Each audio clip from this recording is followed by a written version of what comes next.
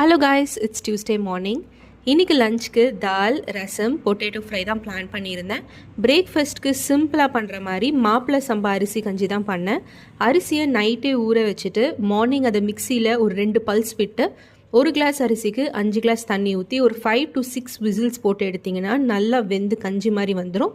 பேரலாக ரசம்க்கு தக்காளி அண்ட் புளியும் கொதிக்க வச்சுக்கிட்டேன். கஞ்சி நல்லா ஆறுனதும் அது கூட தயிர் அண்ட் சின்ன வெங்காயம் போட்டு சாப்பிட்டு பாருங்கள், செம்ம டேஸ்ட்டாக இருக்கும். சம்மர் சீசன் ஸ்டார்ட் ஆகிடுச்சு. இனிமேல் ஜூஸ், மோர்லாம் ப்ரிப்பேர் பண்ணுற ஒர்க்லாம் டெய்லி இருக்கும்.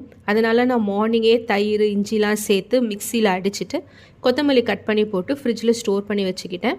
எப்போல்லாம் டயர்ட் ஆகுதோ அப்போல்லாம் நம்ம எடுத்து குடிச்சிக்கலாம்.